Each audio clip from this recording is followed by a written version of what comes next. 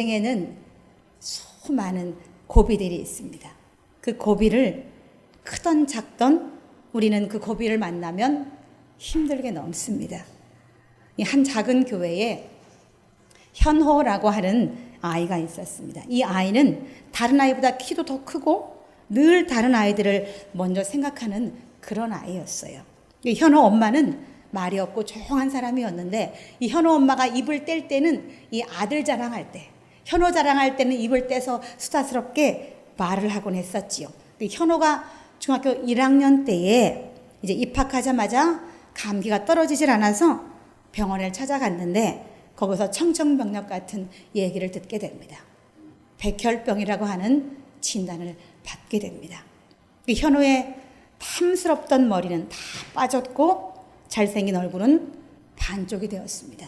또 쑥쑥 자라던 현호의 키도 성장도 멈추었습니다. 이 현호는 묵윤실에서 손과 발에 거미줄 같은 호수를 끼고 그렇게 누워 있습니다. 그리고 의사는 오늘 밤을 넘기기 어렵습니다. 임종을 준비하십시오 라고 말했고 현호가 혼수 상태에 들어가기 전에 마지막 한 말은 엄마 나 예수님 만났어 라는 얘기였습니다. 그리고 현호는 세상을 떠났습니다. 그리고 현호의 염을 마치고 현호 엄마는 이렇게 말했습니다. 그 교회 사모님께 사모님 새벽녘에 현호가 천사들과 뛰노는 것을 보았어요. 내가 현호야 현호야 불러도 천사들과 뛰노느라가 정신이 없는지 대답도 안 해요. 그래 그것이 좋으면 거기서 뛰놀아라 이러면서 현호를 보냈어요. 그런데 그 현호를 보내고 나니 내 마음이 날아갈 것처럼 기뻤어요. 이렇게 말을 해주었습니다. 이 엄마에게 현호를 보내는 것은 세상에 가장 큰 아픔인데도 불구하고 이 현호 엄마는 내가 그 현호를 보내고 나서 내가 마음이 날아간 것까지 그렇게 기뻤다라고 그렇게 말합니다. 우리 하나님은 큰 산과 고비를 넘을 때마다 나를 의지해서 넘어라 이렇게 말씀하시지요. 여호와는 그래서 나의 요새이시오 나를 건지시는 분이요 나를 구원하실 분이라고 성경은 말하고 있습니다. 여호와 하나님께서는 지금도 우리를 위해서 여전히 싸우고 계시다는 겁니다. 이 애굽의 왕은 이스라엘 민족 200만을 보내주긴 했어요. 하지만 보내주고 나니까 그 보냈던 200만의 백성이 아깝다는 생각이 들었지요. 그래서 다시 수레와 마병을 동원해서 이스라엘 백성들을 쫓아가기 시작했습니다. 이 모세를 따라 나온 이 이스라엘 백성들은 이제 걷고 걸어서 홍해 앞에 이제 서게 되었습니다. 그리고 애굽의 군대는 그들을 따라 죽을 힘을 다해서 지금 달려오고 있는 상황이에요. 어찌 보면 사면초가에 정말 어찌할 수 없는 상황이잖아요. 이제 모든 백성은 홍해 앞에서 죽음을 앞두고 있었습니다. 그 바다를 어떻게 건너갈 것입니까? 아무리 힘이 없는 백성이라 할지라도 이런 상황에서는 두렵고 떨리는 것이 당연할 것 같아요. 그래서 백성들의 입에서는 불평이 끝없이 나왔습니다. 앞에는 거대한 바다가 있고 뒤에는 어마어마한 무시한 이 애굽의 군대가 자기들을 죽이기 위해서 쫓아오고 있는데 꼼짝할 수도 없는 앞으로 나아갈 수도 없고 뒤로 물러설 수도 없는 그런 사면초가의 상태가 지금 이스라엘 백성이 홍해 앞에 서 있을 때의 모습과 같다는 거죠.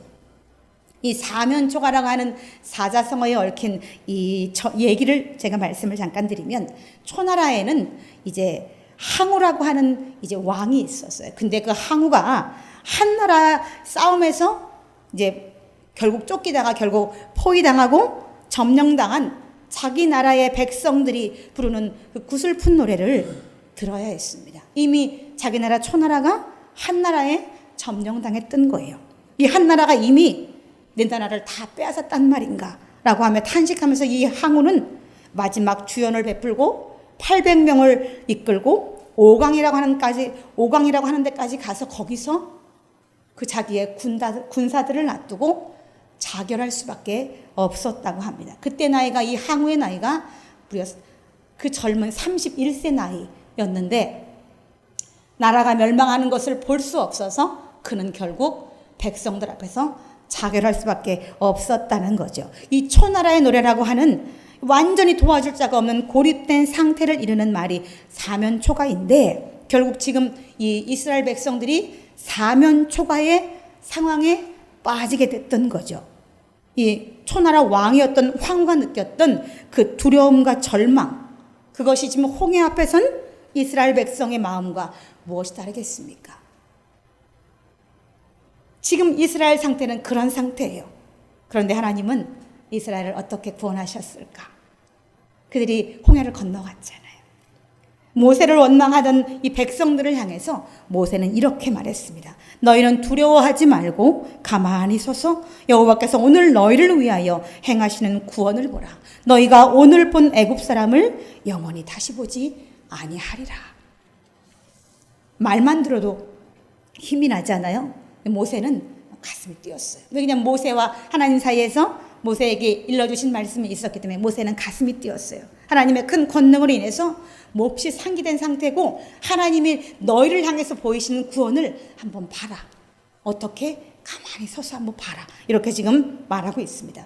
이스라엘 백성이 건너고자 하는 이 홍해는요, 상당히 큰 바다입니다. 그래서 홍해의 길이는 무려 2300km라고 됩니다. 홍해의 길이가, 너비는 약 360km, 남부의 너비는 360km, 북부의 너비는 약 200km, 면적도 어마어마하고 최대 수심이 2213m나 되는 엄청나게 깊은 수심을 가진 그런 바다가 홍해였어요. 그 바다를 어떻게 건너갈 것이에요? 근데 이스라엘 백성은 걸어서 이 2200이 넘는 수심이 그렇게 깊은 바다를 걸어서 건너갔단 말이죠. 이 넓이가, 보세요. 이 넓이가, 건너가야 하는 넓이가 최하가 200이고 최대가 360km였어요. 바다의 폭이, 길이가 말고 폭이. 그런데 이 길이를 차로 이동하면 아무리 빨리 가도 100km를 넘는 속도로 달려도 4-5시간은 가야 통과할 수 있는 거리가 바로 이 360km의 거리예요. 그런데 걸어서 홍해를 건너갔어요. 그것도 하루 만에. 하나님은 어찌하셨을까? 우리 모세를, 이 홍해를, 모세에게 하나님께서는 홍해를 향하여 팔을 내밀라 이렇게 말씀하셨어요. 그러자 바닷물이 쫙 갈라지고 마른 땅이 되어서 양쪽에 물벽이 쓴 가운데에 그 가운데 길로 이스라엘 백성 200만은 건너게 되었어요.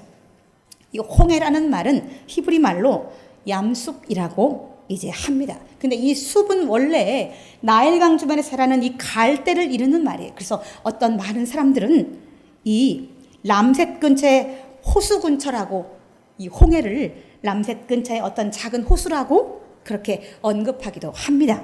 그런데 홍해 부근에는 이 갈대가 자라지 않았다는 거예요. 그러니까 그것이 갈대가 자라는 나일강 주변의 어느 지역이라는 그 호수라는 말은 말이 안 되는 거죠. 또 많은 신학자들은 이 숲이라고 하는 것이 이집트의 갈대와 관련된 것이 아니라 오히려 히브리어 말에 끝이라고 표현된 솝이라는 말이 있어요. 솝. 아주 이 끝자 하나 틀린데 솝이라고 주장을 합니다.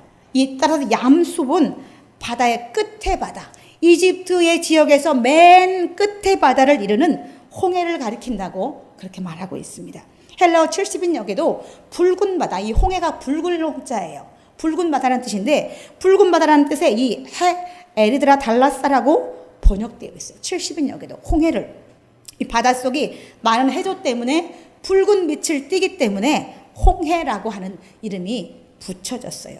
그러므로 이 얌숲은 홍해 또는 아카바만 또 수에즈 해협의 북부 지역을 가리키는 말입니다. 따라서 이스라엘 백성이 이집트에서 빠져나올 때 그들은 늪지가 호수가 아닌 바다를 건넌 것입니다. 우리 잠깐 우리 영상을 한번 볼까요?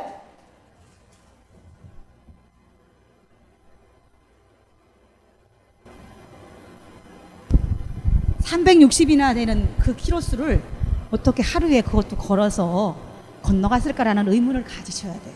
근데 성경은 분명히 밤새도록 걸어서 건너갔다라고 말하기 때문에 그게 증명할 수 있어야 되겠지. 그래서 제가 보겠습니다. 먼저 여기 람셋, 여기는 이거 애굽 땅을 얘기하는 거예요. 애굽에서 출발해서 숫곳이라는 곳에 이르고, 그 다음에 에담에서 바로 시내 광야로 들어갈 수 있었어요. 그래서 가나안 땅으로 들어갈 수 있었지만 하나님은 이 숫곳에서 에담에서 바로 시나이 반도로 들어가지 않고 에담에서 믹돌이라는 손가에서 비하이롯이라고 하는 여기에 지금 머물러 있는 거예요. 이스라엘 백성이 홍해 앞에 여기 머물러 있는데 보세요. 지형을 보세요.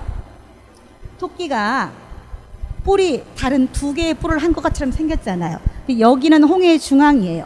200에서 360km나 되는 넓이가 있는 엄청난 넓이의 이 홍해인데 홍해 끝부분으로 올라갈수록 좁아져요. 그래서 여기는 너비가 가장 좁은 구간에 지금 이스라엘 백성들이 이 비하히롯 앞에 지금 머물러 있는 거예요. 그래서 결국 여기서 이 비하히롯에서 바알스본으로 이렇게 여기서 건너서 이 바알스본으로 건너갔던 겁니다. 저는 그래서 처음에 이 말씀을 준비하면서 200에서 360km인데 어떻게 거기를 밤새도록 건너가? 말도 안 되는 얘기잖아요. 그래서 여기저기 다 뒤져가면서 문서를 연구하고 다 연구를 했어요. 전에는 제가 이것에 대한 이 의문이 없었어요. 그냥 하나님이 그렇다면 그런 거지 라고 생각을 했는데 이 홍해가 200에서 360km나 된다는 사실을 알고부터는 의문이 딱 생겼어요. 그리고 이 말씀에 오늘 제가 이제 은혜를 주셨는데 여러분 보세요. 여기는 거의 지금 붙었잖아요. 그죠?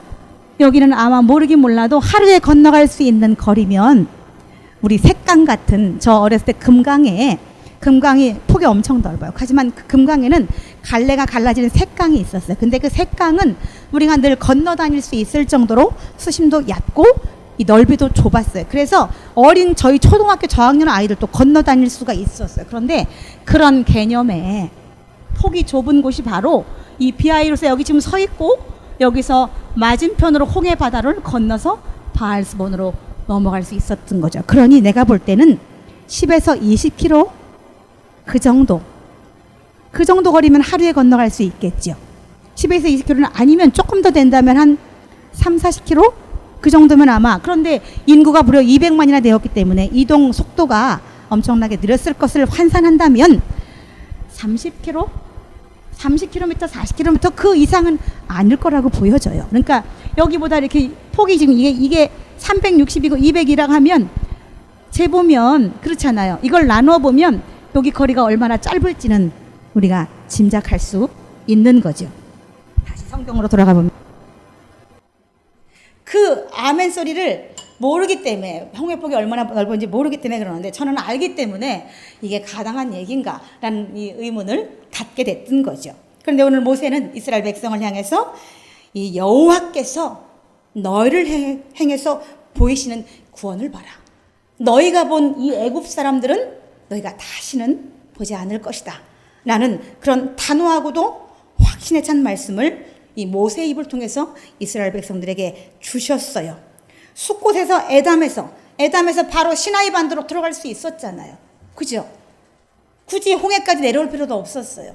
거기 그냥 땅에서 마른 땅으로 광야로 그냥 쭉 내려가면 에담에서 시나이 반도로 들어갈 수 있었어요.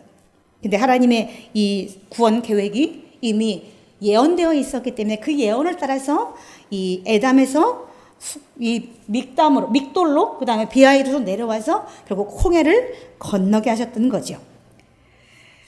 이 모세가 가만히 서서 여호와 행하시는 구원을 봐라. 가만히 서서 보는데 모세가 손을 탁 내밀으니까 그 어마어마한 바닷물이 깊이가 2200이 넘는 너비가 360이 넘는 그 길이를 360이면 여기서 부산까지 갈 수 있는 대구까지 갈 수 있는 거리입니다. 끝이 안 보일 정도로 그런 거리의 물이 갈라진다고 한번 생각을 해보세요.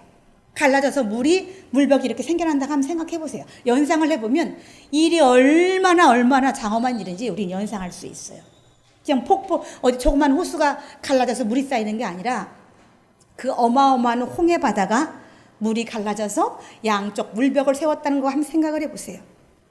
나는 너희 이스라엘의 하나님이다라는 것을 지금 이 하나님께서는 이스라엘 백성들에게 보여주고 계시다는 거죠.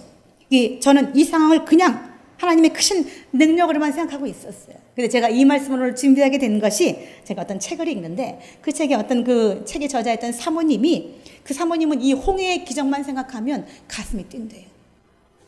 가슴이 막 뛴다는데 그 구절을 내가 읽는데 제가 멈칫했어요. 나는 그냥 그 구절을 읽을 때마다 하나님 감사합니다. 이스라엘 백성을 이렇게 막 감동하게만 했지 이 사모님처럼 가슴이 뛰지는 않았어요. 그런데 이 사모님이 그 홍해의 기적만 생각을 하면 가슴이 뛴다는 얘기를 듣고 다시 한번 이 홍해의 기적에 대해서 한번 생각해 봐야 되겠다라는 생각이 들었고, 아 맞아 그래 하는 생각과 함께 이 말씀을 다시 한번 제가 준비하게 됐습니다. 2014년에 세월호가 진도 앞바다에서 침몰했지요. 너무 가슴 아픈 일이 있었어요. 근데 이 세월호는 2013년에 중고의 거대 이 유람선을 일본에서 수입해 와서 2013년부터 이제 인천에서 제주도를 운항하는 그런 거대 유람선으로 이제 사용하게 되었어요. 근데 이 선박을 이제 중고로 사와서 개조를 하고 고치면서 6,825톤이나 되는 거대한 선박이 됐고, 이 선박이 제주도로 가다가 진도 앞바다에서 침몰했어요. 그리고 이 침몰한 이 배를 6,800톤의 이 배를 인양하는 데 무려 3년이나 걸렸고, 인양하는 비용으로 2천억 원이 더 들었습니다. 2천억 원이 배 하나 인양하는데 3년이 걸렸고 2천억 원이 넘는 돈을 쏟아부어야 했어요. 고작 6,000톤밖에 안 되는 배 하나를 인간은 건지기 위해서 21세기 최첨단 문명을 자랑하는 지금 이 21세기에 배 하나를 건지기 위해서 2천억을 넘는 돈을 투자하고 3년을 넘게 걸려서 그 배 하나를 건졌단 말이죠. 그렇다면 이 홍해의 그 많은 물의 상태를 한번 생각해 보십시오. 부피와 넓이가 어마어마한데 바다에 길을 내시고 양쪽에 물이 쌓이게 하시는 능력은 인간이 얼마나 지나야 가능할까요? 아마 영원히 가능하지 않을 거라고 저는 보여집니다. 어떤 장비를 동원해서 이 홍해바다에 그 많은 물을 흡수해서 바다에 길을 낼 것이며 물이 물벽에 대해서 이렇게 쌓이게끔 할 수 있는 능력이 누구한테 있겠어요? 아마 불가능하겠죠. 아쿠아리움이라고 하는 것들은 가끔 보면 있어요. 바닷가에 우리나라도 있고 일본도 있고 한번 보면 바닷가의 한 부분을 아쿠아리움으로 해서 바닷속의 물고기를 볼 수 있게끔 만들어 온 것들은 간혹 볼 수 있어요. 하지만 바다를 관통해서 육지까지 이어지는 아쿠아리움은 아직 만들어지지 않았습니다. 왜냐하면 물 안에, 바다 안에 압력을 어떻게 견딜 수가 있겠어요? 2200m나 되는 깊이의 수심의 그 어마어마한 수심 속에서 바다 속의 압력을 어떻게 견딜 수가 있겠어요? 엄청나게 막 두께가 어마어마한 것으로 아쿠아리움 바닷속에 만들어도 그 압력 때문에 아마 터져버릴 겁니다. 왜냐하면 넓이가 워낙 넓잖아요. 짧은 거리면 가능할 수도 있겠지만 그 넓이 속에서 그 많은 압력을 견딜 수는 없을 것입니다. 대륙에서 대륙으로 이어지는 수많은 바다가 있죠. 태평양 바다, 인도양 바다, 대서양 바다, 막 이렇게 여러 바다가 있지만 그 바다를 관통해서 육지와 육지를 연결하는 그런 이제 거대한 것들은 인간은 만들 수 없다는 겁니다. 이 이스라엘 백성이 갈라진 바다를 건널 때 이 하나님은 또 다른 일을 하십니다. 이스라엘 백성들은 갈라진 바다 한가운데로 200만의 이스라엘 백성들이 지금 건너가고 있습니다. 근데 이제 하나님은 그 건너가는 이스라엘 백성들을 그냥 건너가게 두시고 이제 하나님의 천사는 발길을 돌려서 애굽 진영으로 이제 발길을 돌리셨어요. 이스라엘 백성은 인구가 많아서 움직이기 힘들었어요. 200만의 사람이 동시에 움직이려면 속도가 엄청 늦었겠죠. 그렇게잖아요. 사람이 많으면 많을수록 이동 속도가 느려진다는 것을 우리가 알 수 있는 일입니다. 그렇지만 상대적으로 말과 기병으로 쫓아오는 이 애굽 군대의 이 속도는 엄청나게 빨랐어요. 200만에 이동하는 속도는 정말 늘보라고 하는 그 동물보다 더 느리게 걸어가고 이동하고 있지만 상대적으로 지금 이스라엘 백성을 쫓아오는 애굽 진영의 이 마병들은 엄청난 속도로 지금 추격해서 오는 상황입니다. 이스라엘 백성을 홍해의 마른 길로 인도하신 이 하나님의 사자는 이제 길을 돌려서 어디로 갔을까? 하나님의 사자는 홍해를 쫓아오는 애굽군의 이 진영 가운데에 서셨습니다. 이쪽은 홍해로 지금 이스라엘 백성이 바다를 건너가고 있고 이쪽에는 애굽군이 쫓아오고 있어요. 근데 하나님의 사자는 이 가운데에 서서 구름과 흑암으로 길을 막았어요. 더 이상 애굽 군대가 통과할 수 없도록 가운데를 어둠으로 아무것도 안 보이는 정말 깜깜한 검은색의 어둠으로 길을 막았다는 겁니다. 그리고 그때 나아갈 수 없을 때에 그 시간을 벌어주며 200만의 이스라엘 백성들은 홍해 땅을 홍해의 마른 땅을 통해서 저 육지로 가나안을 향해서 건너갔다는 겁니다. 이쪽은 흑암이요, 이쪽은 밤인데도 불구하고 밤새도록 건너갔는데 밝은 대낮같이 밝은 가운데 이스라엘 백성이 건너갔다는 겁니다. 사람이 이런 일을 할 수 있을까요? 한쪽은 흑암을, 한쪽은 대낮같이 밝은 것을. 누가 이런 능력이 있겠어요? 말도 안 되는 거죠. 이건 가능하지 않아요.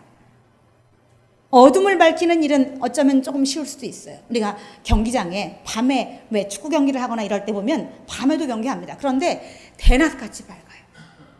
경기장에 불을 막 켜놔서 대낮같이 밝아요. 근데 칠흑같이 어두운 이 어둠을 밝히는 일은 가능할까요? 훨씬 어렵겠죠. 이 제한된 공간이기 때문에 이 밤에 불을 밝히는 것도 이 종합운동장이나 이런 데 지금 제한된 공간 아니었기 때문에 가능했던 거죠. 그게 공간이 제약이 없었다면 그렇게 밝게 밝힐 수 있었을까? 그런데 이 벌판을, 이 광야를 어둠으로 덮는 일은 불가능한 일입니다. 탁 트인 공간을 전체를 다 어둡게 한다는 것은 불가능한 일입니다. 가능한 거 하나 있어요. 우스갯소리로 하늘에다 검은색을 다 칠한다면 가능할 수도 있겠죠. 하지만 하늘에 누가 검은색을 칠할 수가 있겠어요? 불가능한 일이잖아요. 인간의 세계는 최첨단 문명을 자랑합니다. 하지만 할 수 없는 일이 너무너무 많다는 겁니다. 우리가 헤아려 보면 할 수 없는 일이 너무너무 많아요. 지구 끝에서 일어나는 일을 실시간으로 우리가 알 수 있어요. 하지만 내 앞에 닥치는, 바로 앞에 닥치는 재난도 재앙도 우리는 가늠할 수 없는 것이 인간입니다. 인간이 할 수 없는 일이 너무나 많습니다. 가뭄으로 인해서 막 바닷잎 길이 다 마르고 논길이 마르고 밭이 다 메말라서 이제 심어놓은 곡물들이 다 죽어가고 있어요. 그래서 비가 오는데 그 비가 올 만큼만 딱 오고 멈춰야 돼요. 그런데 비가 막 한없이 퍼붑니다. 막 몇 날 며칠 퍼부어서 막 우리나라의 막 작은 지대는 다 잠기고 곡식도 막 그 평원이 저희 충청도에 이제 그 평원에도 보면 비가 막 여름 내 오면 그 평원이 다 잠겨버려요. 인간은 그런데 그 오는 비를 조절할 수 없어요. 속수무책에 금방 어저께는 가뭄 때문에 타들어가 이제 말라 죽을 것 같다고 다 난리였는데 이 비가 오기 시작하니까 그 오는 비를 양을 조절할 수 없어서 농작물이 다 잠긴 농작물은 다 썩어가도 우리는 이 재난을 통해서 아무것도 할 수 없어요. 그 비가 다 물러간 이후에 다 썩어버린 농작물을 우리가 이제 걷어내는 일만 할 수 있어요. 인간이 이렇게 속수무책이에요. 땅에 내리는 비도 우리는 조절할 수 없는 것이 인간이란 말이죠. 그런데 오늘 우리가 이 홍해의 기적을, 그런 우리가 홍해의 기적을 과소평가해서 되겠는가라는 거죠. 힘이 강한 자와 약한 자 사이에는 우리를 도우실 이는 오직 우리 하나님밖에 없다 라고 역대하 14장 11절에는 말씀하십니다. 또 창세기 18장 14절에는 여호와께 능하지 못한 일이 있겠느냐 라고 말씀하십니다. 또 예레미야서 45장 5절에 애굽에 관해서 이렇게 예언하셨어요. 여호와의 말씀이니라. 내가 본즉 그들이 놀라 물럭하며 그들의 용사는 패하여 황급히 도망하며, 이렇게 애굽에 대해서 예언하고 있습니다. 그대로 이루어졌어요. 오늘 이 홍해 앞에서 그 모든 것이 다 이루어졌습니다. 애굽에 대한 예언된 대로 하나님은 오늘 행하시고 있습니다. 창세기 1장 1절에는 하나님이 천지를 창조했다라고 말씀하고 있습니다. 근데 우리는 그 말을 그냥 천지를 창조하셨어 이렇게 아무 감동 없이 듣습니다. 홍해를 마른 땅에 대해서 건너갔다 해도 맞아, 성경에 이렇게 나와 있어 이렇게 생각하지, 그 어마어마한 일에 대해서 우리는 다시 한번 하나님의 그 권능을 생각하지도 않는다는 겁니다. 하나님의 능력은 무한하십니다. 무한해요. 하나님의 능력을 제한할 수가 없어요. 무한하신 능력이 하나님께 있기 때문에. 그런데 우리에게 보이시는 그 작은 하나님의 능력은 우리에게는 어마어마한 거죠. 가늠할 수 없는 거죠. 오늘 홍해의 기적도 하나님께는 한낱 점도 안 되는 그런 일이지만 우리에게는 이것이 엄청나고 상상할 수 없고 장엄한 일이라는 겁니다. 크고 두려운 하나님의 능력 앞에 여러분은 어떤 생각이 드십니까? 여러분 앞에는 하나님께서 어떤 능력으로 임하셨어요? 여러분이 지금까지 살아오는 동안, 크리스찬이라는 이름으로 살아오는 동안 하나님과 늘 교제하고 하나님의 응답을 받고 하나님의 임재 가운데 살았어요. 근데 우리는 어떤 능력이 내게 임했는지를 우리는 우리 자신을 돌아보면 안다는 겁니다. 저는 하나님이 법을 바꿨던 적도 있었어요. 제가 필요할 때 법을 바꿔서 제가 그 일을 다 마무리하고 그 법을 다시 없애는 기적을 저는 본 적이 있었습니다.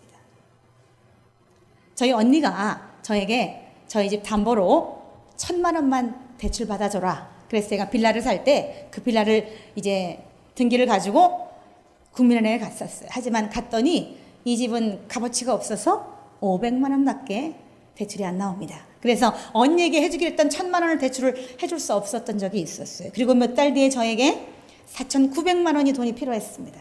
결과 한 석 달 정도 뒤에.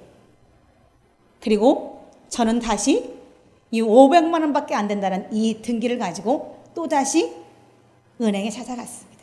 근데 그때에 4,900만 원에서 4,800만 원의 대출이 나왔습니다. 무려 10배나 확장된 대출이 나왔습니다. 이유는 제가 그걸 받기 바로 전에 법이 바뀌었던 거예요. 그래서 제가 500만 원밖에 안 된다는 그 은행에서 무려 4,800만 원의 이 융자를 받아서 그 4,900만 원이 필요한 것을 해결을 했어요. 해결하고 바로 또 얼마 되지 않아서 제가 그 일을 다 해결한 후에 불과 몇 달이 안 되어서 그 법이 없어졌어요. 이유를 물어봤더니 대출을 완화해주고 나니까 가계대출이 어마어마하게 늘어나다 보니까 정부에서 규제를 해서 그 법을 없애버렸던 거예요. 저는 어쨌든 그 기간 안에 내가 필요했던 4,900만 원이 필요했던 그때에 하나님이 500만 원밖에 안 되는 그 집을 4,800만 원이 나오게 하시고 내가 일을 다 마무리하고 무려 두세 달을 지난 후에 그 법이 언제 있었냐는 듯이 언제 그런 법이 있었냐는 듯이 그 법이 없어졌다는 겁니다. 홍해가 갈라져서 이스라엘 백성이 다 건너고 다시 물이 합쳐져서 언제 그 길을 건너갔냐고 우리가 생각했던 것처럼 요단강도 물이 끊어져서 그 길을 이스라엘 백성이 지나고 다시 물이 흘러서 언제 그런 기적이 있었는가 라고 우리가 의아해할 정도로 그런 기적이 저한테는 있었습니다. 제가 이제 말이 났으니 한 가지 더 이제 한 가정만 더 얘기를 제가 해드리겠습니다. 이 물질에 대한 이제 은혜를 받은 한 가정이 있었어요. 근데 이 집은요, 부부가 있었는데 너무너무 힘들게 살았어요. 그들에게는 아이도 없었고 돈도 없었어요. 희망이라고는 눈 씻고 찾아봐도 없는 그런 날을 사는 한 부부가 있었어요. 그런데 그들을 향해서 하나님께서 어떤 축복의 계획을 세우셨고 그들은 한 3, 4개월 그 일을 걷고 기도하고 나서는 하나님의 부르심에 따라서 이제 움직였습니다. 그리고 그때 그들은 그 하나님이 준비했던 축복을 드러내 보이시는 엄청난 축복을 그들은 보게 되었어요. 현재 이 원정동과 오정동 지역은 집값이 많이 오른 상태입니다. 상대적으로 다른 지역에 비해서 아직도 저평가되어 있다라고 말하긴 하지만 이 원정동, 오정동 지역에는 이 작은 빌라, 방 2-3칸짜리, 방 3칸짜리 빌라 뭐 한 23평짜리 그 정도는 한 10년 전만 해도 5천만 원 미만이면 살 수 있었어요. 솔직히 살 수 있었어요. 하지만 지금은 그 집들이 3배 이상 올라서 다 1억 5천 이상을 줘야 살 수 있는 그런 시세가 되었어요. 그래서 이 부부도 이제 오정동과 원정동을 다녔지요. 다녀보니까 부동산에서 이제 그렇게 이제 저평가된 좋은 집이라고 소개시켰는데 거의 다 가격 금액이 1억 5천에서 1억 7천을 하는 집들을 보여줬어요. 그런데 한 집을 보여줬는데 1억 1,500이라는 아주 정말 너무나 싼 집이 있어서 그 집을 가서 봤어요. 그런데 그 집은 올 수리해서 완전 새 집 같은 아파트 같이 수리해 놓은 집인데 1억 1,500에 그 집이 나왔어요. 그들은 집을 보러 올 때 돈도 안 가지고 나왔어요. 그래서 대신해서 누군가가 계약금 200만 원을 걸어서 그 집을 계약했어요. 그리고 그 사람들 사는 그 집은 아직 빼지도 않은 상태였어요. 그리고 덜썩 2달이라 하는 기간을 잡고 중도금 날짜까지 말일날 잔금까지 다 날짜를 잡아서 이제 1,000만 원을 만들어서 이제 1,000만 원도 원래는 없었어요. 200만 원 가지고 가계약만 하고 800만 원을 나머지 이제 한 20일 후에 이 800만 원을 더해서 정식 계약을 쓰기로 했어요. 그리고 중도금을 주고 말일에 이제 그 다음 2달 뒤에 그 총 기간이 2달을 잡았어요. 그래서 정한 날에 주기로 했어요. 근데 그 집은 빼지도 않은 상태였어요. 그래서 그 일을 하고 이제 막 정말 막 기도를 하기 시작했어요.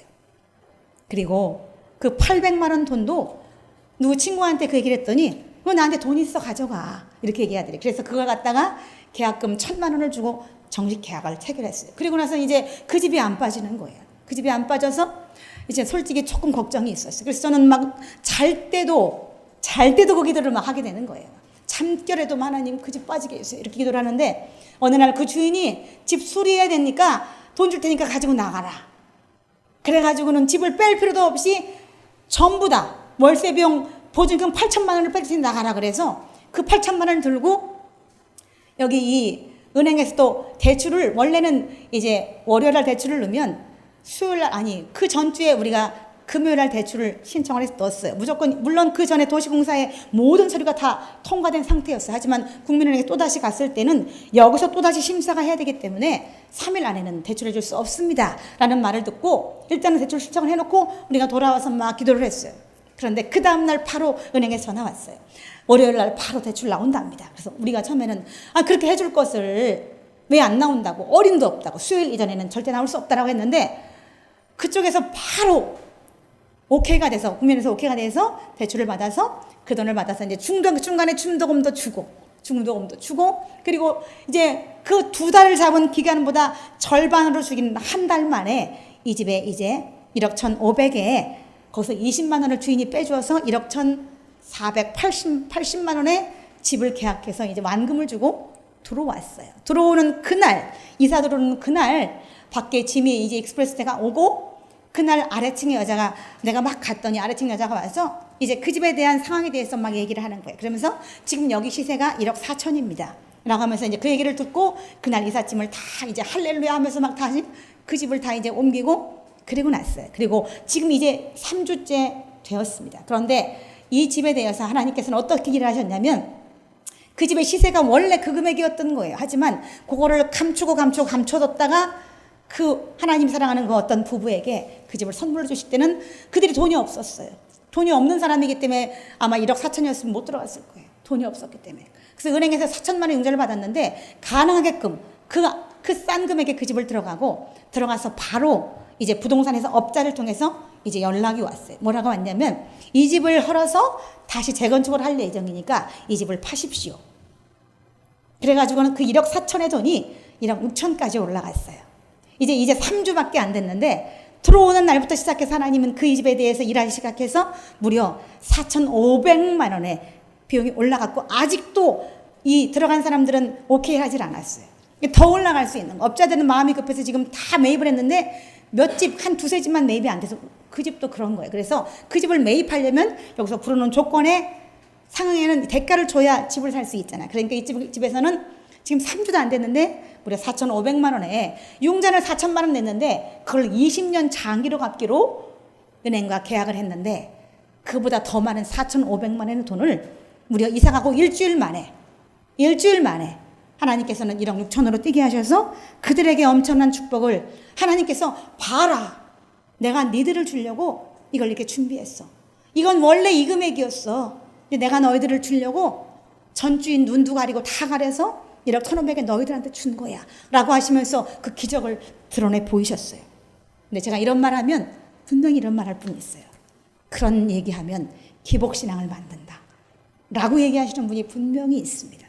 하지만 저는 여기서 제가 다시 한번 말씀드릴 수 있는 것은 이 부부는 결혼한 지 20년이 되었습니다. 그동안 정말 가진 것이 너무 없어서 20년을 울고 살았고 아이도 없었어요. 그래서 인생을 그냥 완전히 다 포기하고 살았어요. 근데 20년 동안 기도한 것을 하나님이 지금 20년 후에 이루어 주셨다고 생각하면 그것을 기복신앙을 만드는 얘기라고 그렇게 한마디로 비하할 수는 없겠지요.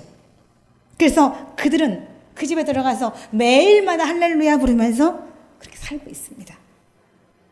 근데 출애굽기 17장에는 보면은 아말렉과의 전투가 나오지요.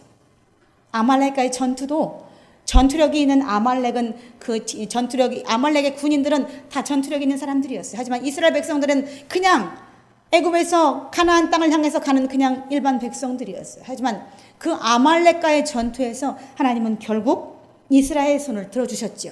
이스라엘이 이기도록 하셨어요. 그래서 출애굽기 17장 26절에 보면 여호와께서 맹세하시기를 여호와가 아말렉과 더불어 대대에 싸우시리라. 이스라엘이 아말렉과 싸웠지만 실제로는 이스라엘과 싸운 것은 바로 여호와 하나님이셨다는 겁니다. 그래서 그들이 그 강하고 힘이 센 아말렉을 이길 수 있었던 거죠. 그래서 그때에 모세는 제단을 쌓고 여호와 니시라고 하나님께 영광을 올려드렸습니다. 우리 하나님께서 이스라엘에게 승리를 안겨주셨다고 하는 여호와 니시라고 하는 그런 영광을 단을 쌓아서 올려드렸다는 겁니다. 3,000명을 가지고 사울 왕이 다윗을 죽이려고 했지만 다윗을 잡을 수 없었어요. 왜냐하면 하나님이 다윗을 지키셨기 때문에 다윗을 잡을 수 없었죠. 다윗에겐 이보다 더 큰 은혜가 어디 있겠어요. 바울과 실라가 옥에 갇혔어요. 하지만 하나님께서는 아무 일도 우리에게 하게 않으시고 옥의 문을 지진을 통해서 열어주셨지요. 바울과 실라에게 이보다 더 큰 은혜가 어디 있겠어요. 베드로도 그랬지요. 옥문은 그대로 있었지만 그 잠긴 옥문을 천사가 인도해서 문 밖에까지, 감옥 밖에까지 나갈 수 있도록 인도했던 적이 있었죠. 그보다 더 큰 은혜가 베드로에게 어디 있겠어요. 야곱도 그랬죠. 자기 외삼촌 라반의 집에 있을 때에 마지막으로 돌아갈 날이 얼마 남지 않았을 때 이 야곱은 얼룩지고 젖무늬가 있는 양이 나오면 삼촌 저 주십시오 라고 라반과 약속을 했죠. 그리고 라반은 간교하게도 점이 없는 순종의 양만을 야곱에게 맡겼어요. 그런데 하나님은 새끼만 낳으면 다 점 있고 얼룩무늬 있는 것이 나게 하셔서 순종 양에서 점 있고 얼룩무늬가 있는 것이 계속해서 나게 하심으로 그 나는 새끼들이 모두가 다 야곱의 것이 될 수 있도록, 그래서 야곱이 다시 본향으로 귀환할 때는 엄청난 소와 양떼를 데리고 끌고 올 수 있도록 하나님은 그렇게 하셨죠. 야곱에게 이보다 더 큰 은혜가 어디 있겠어요. 순종의 양에서, 하얀색을 가진 양에서 점 있고 얼룩진 그런 무늬가 있는 이 양이 나올 확률은 적다는 겁니다. 과학적으로 보면 그렇죠. 하지만 하나님이 하시니까 그게 가능했던 거예요. 그래서 야곱에게 이보다 더 큰 일이 어디 있겠어요.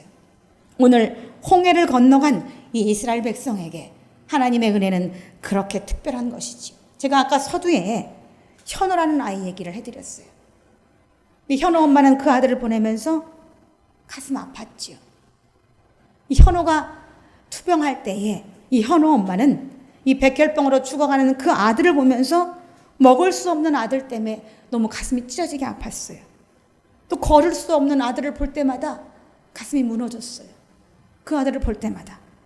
그리고 또래 애들처럼 뛰놀지 못하는 그런 아들, 몸에 손발에 막 호스를 막 더덕더덕 붙이고는 그 아들을 볼 때마다, 뼈가 항상해서 뼈만 나는 아들을 볼 때마다 형언할 수 없는 찢어지는 가슴을 그는 느껴야 했어요.